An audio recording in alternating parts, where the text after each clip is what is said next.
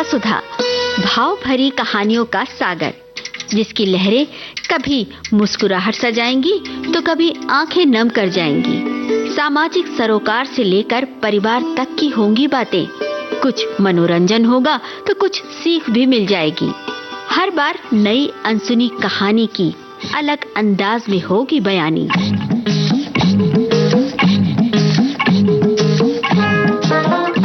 कहानी की मौलिकता बनाए रखते हुए श्रोताओं के लिए कार्यक्रम रोचक और सुगम हो, इसलिए कहानी में थोड़े बहुत बदलाव किए गए हैं। आशा है आपको कथा सुधा में डूबना अच्छा लगेगा।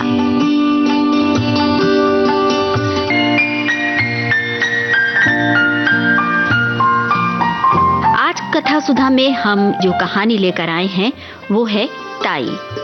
कौशिक जी की लिखी कहानी ताई भाव प्रधान कहानी है, जो कि ताई रामेश्वरी के इर्द गिर्द घूमती है।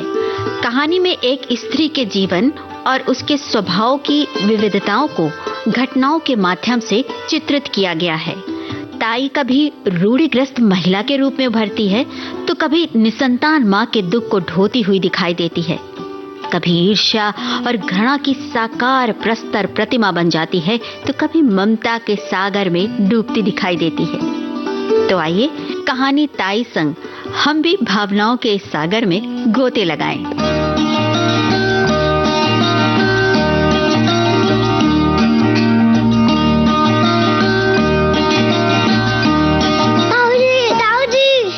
ताऊजी मेरी बात सुनिए। ताऊजी सुनिए ना। ताऊजी क्या आप हमें रेलगाड़ी दिला देंगे? कहता हुआ एक 5 वर्षीय बालक बाबू रामजी दास की ओर दौड़ा। बाबू साहब ने दोनों बाहें फैलाकर कहा, हाँ बेटा, ला देंगे। उनके इतना कहते कहते बालक उनके निकट आ गया। उन्होंने बालक को गोद में उठा लिया और उसका मुख चूम कर बोले, क्या करेगा रेलगाड़ी? उसमें बैठकर बड़ी दूर जाएंगे। हम भी जाएंगे, चुनी को भी ले जाएंगे। अच्छा। बाबूजी को नहीं ले जाएंगे। क्यों? वो हमें रेलगाड़ी नहीं ला देते हैं ना। ताऊजी तुम दिला लोगे तो तुमको ले जाएंगे। और किसे ले जाएगा? बस और किसी को नहीं ले जाएंगे। पास ही बाबू रामदास जी की अर्धांगिनी बैठी थी। बाबू साहब ने उनकी ओर इशारा करके कहा, और अपनी ताई को नहीं ले जाएगा? बालक कुछ देर तक अपनी ताई की ओर देखता रहा। ताई जी उस समय तक कुछ चिढ़ी हुई सी बैठी थी। बालक को उनके मुख का वो भाव अच्छा न लगा, अतएव वो बोला, ताई को नहीं ले जाएंगे। ताई जी सुपारी काटती हुई बोली, अपने ताऊ जी को ही ले जा, मेरे ऊपर दया रख। ताई जी ने ये बात बड़ी रुखाई के साथ कही। बालक ताई के शुष्क व्यवहार को तुरंत ताड़ गया। बाबू साहब ने फिर पूछा, अच्छा सुन, ताई को क्यों नहीं ले जाएगा? ताई हमें प्यार नहीं करती। जो प्यार करे तो ले जाएगा। बालक को इसमें कुछ संदेह था। ताई के भाव देखकर उसे यह आशा नहीं थी कि वो प्यार करेंगी। इससे बालक मौन रहा। बाबू साहब ने फिर पूछा, क्यों रे, बोलता नहीं? ताई प्यार करे तो रेल पर बिठा के ले जाएगा। बालक ने ताऊजी को प्रसन्न करने के लिए केवल सिर हिलाकर स्वीकार कर लिया, परंतु मुख से कुछ नहीं कहा। बाबू साहब उसे अपनी अर्धांगिनी के पास ले जाकर उनसे बोले, लो रामेश्वरी, इसे प्यार कर लो तो तुम्हें ले जाएगा।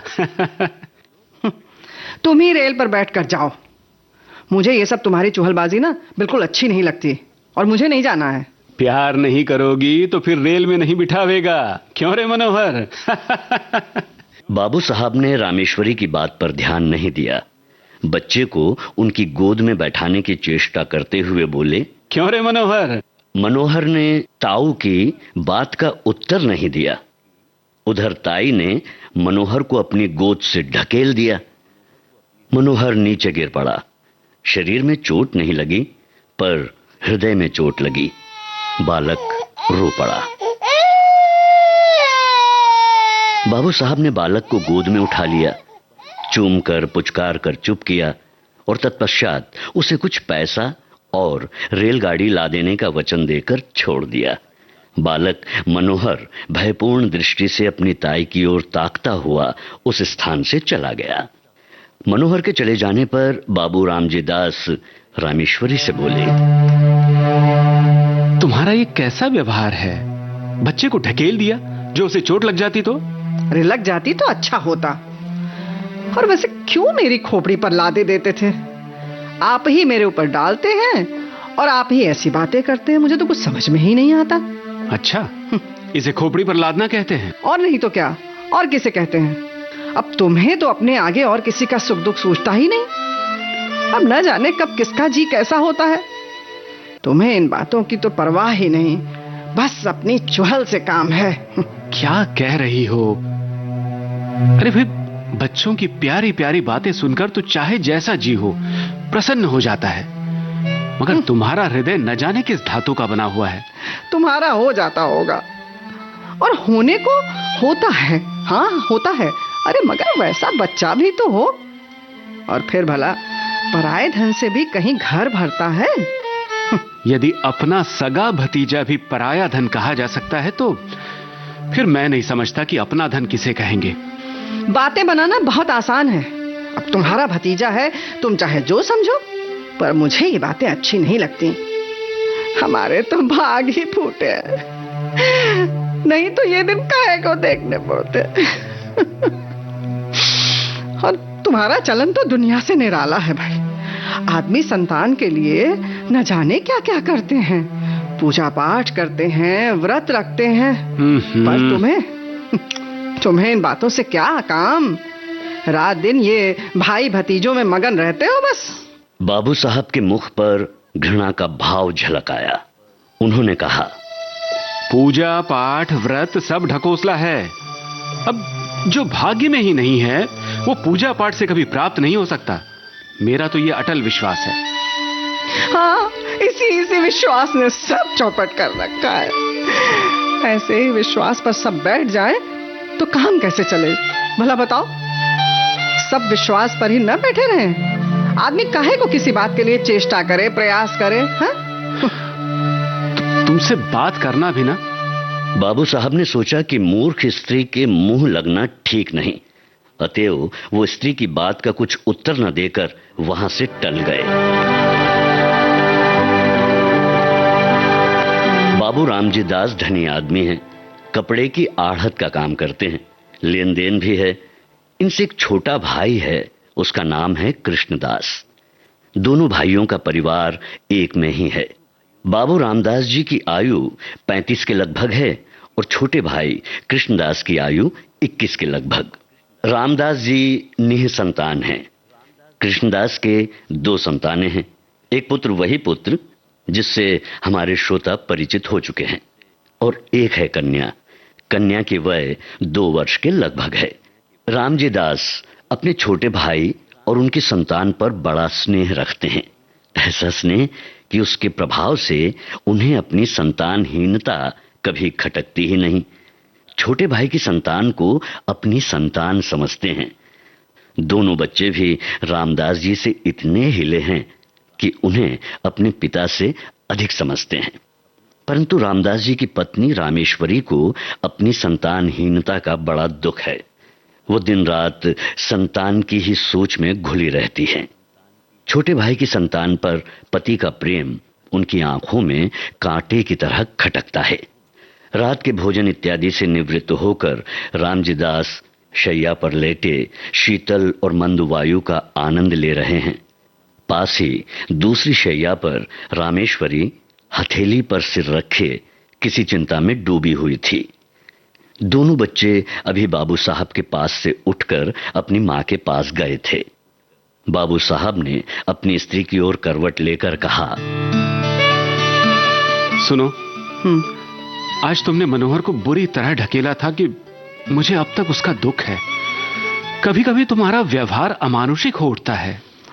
अब तुम ही ने मुझे ऐसा बना रखा है। अरे हाँ, अब देखो, उस दिन उस पंडित ने कहा था ना कि हम दोनों के जन्म पत्री में संतान का योग है और उपाय करने से संतान हो सकती है। हाँ, उसने उपाय भी बताए थे, पर तुमने उनमें से एक भी उपाय करके नहीं देखा। बस तुम तो इन्हीं दोनों में मगन रहते हो। और तुम्हारी इस बात से रात दिन मेरा कलेजा सुलगता रहता है। अब आदमी उपाय तो करके देखता ही है ना, फिर होना ना होना भगवान के अधीन है। रामेश्वरी, तुम्हारी जैसी सीधी स्त्री भी क्या कहूं, तुम इन ज्योतिषियों की बातों पर विश्वास करती हो जो दुनिया भर के झूठे और धूर्त हैं, झूठ बोलने की ही रोटियां खाते हैं। तुम्हें तो सारा संसार झूठा ही दिखाई पड़ता है, और ये पोथी पुराण सब झूठे हैं। क्या बात है, पंडित कुछ अपनी तरफ से बनाकर तो कहते नहीं है। शास्त्र में भाई जो लिखा है वही वे भी कहते हैं। अब वो झूठा तो सब शास्त्र भी झूठे हैं ना। कैसे समझाएं? अरे जरा सा अंग्रेजी क्या पढ़ ली, अपने आगे किसी को गिनते ही नहीं है। अच्छा, जो बातें बाप दादे के जमाने से चली आ रही हैं उन्हें भी झूठा बताते हैं आप तो। तुम बात तो समझती नहीं, अपनी ही हांके जाती हो। मैं ये नहीं कह सकता कि ज्योतिष शास्त्र झूठा है, संभव है सच्चा हो, परंतु ज्योतिषियों में अधिकांश झूठे होते हैं। उन्हें ज्योतिष का पूर्ण ज्ञान तो होता नहीं, दो एक छोटी मोटी पुस्तकें पढ़कर ज्योतिषी बन बैठते हैं और लोगों को ठगते फिरते हैं। ऐसी दशा में उनकी बातों पर कैसे विश्वास किया जा सकता है? हाँ, ऐसी दशा में उन पर कैसे विश्वास किया जा सकता है? सब झूठे ही हैं, बस तुम ही एक बड़े सच्चे हो। अच्छा, एक बात पूछती हूँ तुमसे, भला तुम्हारे जी में संतान का मुख देखने की इच्छा क्या कभी नहीं होती? हाँ, इस बार रामेश्वरी ने बाबू साहब के हृदय का कोमल स्थान पकड़ा। कुछ देर वो चुप रहे, तत्पश्चात एक लंबी सांस लेकर बोले, भला ऐसा कौन मनुष्य होगा जिसके हृदय में संतान का मुख देखने की इच्छा ना हो? परंतु क्या किया जाए, जब नहीं है और न होने की कोई आशा ही है, तब उसके लिए व्यर्थ चिंता करने से क्या लाभ?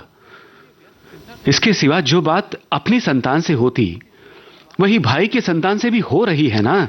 फिर वही रट लगाते हो। जितना स्नेह अपनी पर होता उतना ही इन पर भी है। जो आनंद उसकी बाल क्रीड़ा से आता वही इनकी क्रीड़ा से आ रहा है ना। फिर नहीं समझता कि चिंता क्यों की जाए। तुम्हारी समझ को मैं क्या कहूं, इसी से तो रात दिन जला करती हूं। भला ये बताओ, हाँ जरा सोच के बताना, ये बताओ कि तुम्हारे पीछे क्या इन्हीं से तुम्हारा नाम चलेगा? अरे क्या रामेश्वरी, तुम भी कहां की तुच्छ बातें ले आई। अच्छा, ये तुच्छ हो गई बात। नाम संतान से नहीं चलता, नाम अपने अच्छे कर्मों से चलता है। तुलसीदास को देश का बच्चा बच्चा जानता है, सूरदास को मरे हुए कितने दिन हो चुके। इसी प्रकार जितने महात्मा हुए हैं उन सब का नाम क्या उनकी संतान के बदौलत चल रहा है? बड़े ज्ञानी हो गए। सच पूछो तो संतान से जितनी नाम चलने की आशा रहती है उतनी ही नाम डूब जाने की संभावना रहती है। परंतु सुकर्मों से नाम तो बढ़ता ही है, घटने की आशंका रहती ही नहीं। अब हमारे शहर में राय गिरधारी लाल कितने नामी थे, उनकी संतान थी नहीं? हाँ, पर उनकी धर्मशाला और अनाथालय से उनका नाम अब तक चला आ रहा है। अभी न जाने कितने दिनों तक चला जाएगा। भाई मेरे छोटे दिमाग में ये सब कुछ समझ में नहीं आता। बस इतना जानती हूं कि शास्त्र में लिखा है जिनके पुत्र नहीं होता उनकी मुक्ति नहीं होती। मुक्ति पर मुझे विश्वास नहीं है। अब ये मुक्ति है किस चिड़िया का नाम? यदि मुक्ति होना भी मान लिया जाए तो यह कैसे माना जा सकता है कि सब पुत्र वालों की मुक्ति हो ही जाती है? मुक्ति का भी क्या सहज उपाय है? ये कितने पुत्र वाले हैं, सभी को तो मुक्ति हो जाती होगी। इस पर रामेश्वरी निरुत्तर होकर बोली, अब तुमसे कौन बकवास करे, तुम तो अपने सामने किसी को मानते ही नहीं हो। बहस करना बेकार है। मनुष्य का हृदय बड़ा ममत्व प्रेमी है। कैसी ही उपयोगी, कितनी ही सुंदर वस्तु क्यों ना हो, जब तक मनुष्य उसको पराई समझता है तब तक उससे प्रेम नहीं करता।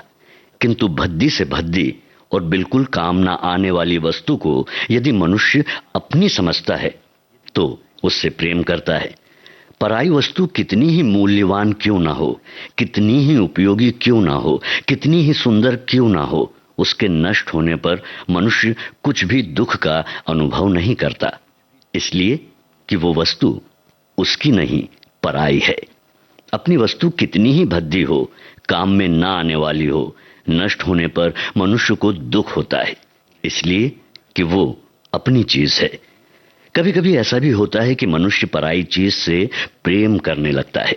ऐसी दशा में भी जब तक मनुष्य उस वस्तु को अपना बनाकर नहीं छोड़ता अथवा हृदय में यह विचार नहीं कर लेता कि वो वस्तु मेरी है, तब तक उसे संतोष नहीं होता। ममत्व से प्रेम उत्पन्न होता है, प्रेम से ममत्व। इन दोनों का साथ चोली दामन का सा है, ये कभी पृथक नहीं किए जा सकते। यद्यपि रामेश्वरी को माता बनने का सौभाग्य प्राप्त नहीं हुआ था, तथापि उनका हृदय एक माता का हृदय बनने की पूरी योग्यता रखता था। उनके हृदय में वे गुण विद्यमान और अंतर्निहित थे जो एक माता के हृदय में होते हैं, परंतु उसका विकास नहीं हुआ था। उसका हृदय उस भूमि की तरह था जिसमें बीज तो पड़ा हुआ है, पर उसको सींचकर और इस प्रकार बीज को प्रस्फुटित करके भूमि के ऊपर लाने वाला कोई नहीं। इसलिए उसका हृदय उन बच्चों की ओर खींचता तो था, परंतु जब उसे ध्यान आता था कि ये बच्चे मेरे नहीं दूसरे के हैं, तब उसके हृदय में उनके प्रति द्वेष उत्पन्न होता था, घृणा पैदा होती थी। विशेषकर उस समय उनके द्वेष की मात्रा और बढ़ जाती थी जब वो ये देखती थीं कि उनके पतिदेव उन बच्चों पर प्राण देते हैं जो उनके नहीं हैं।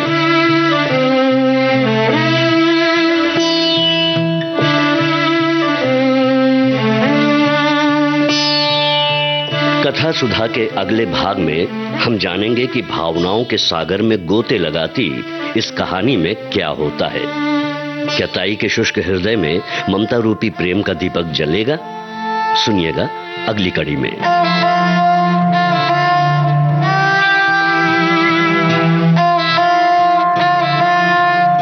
कथा सुधा में आज आपने सुनी सुप्रसिद्ध कथाकार विशंभरनाथ शर्मा कौशिक की लिखी कहानी ताई। पात्र परिचय इस प्रकार है। ताई रामेश्वरी रेणु चतुर्वेदी, ताऊ रामजी दास जयंत पात्रिकर, बालक मनोहर प्रज्वल सिंह, सूत्रधार जी श्याम। प्रस्तुति सहयोग आकांक्षा सिंह, प्रस्तुतकर्ता अनुश्री पाठक, परिकल्पना और निर्देशन रेणु चतुर्वेदी।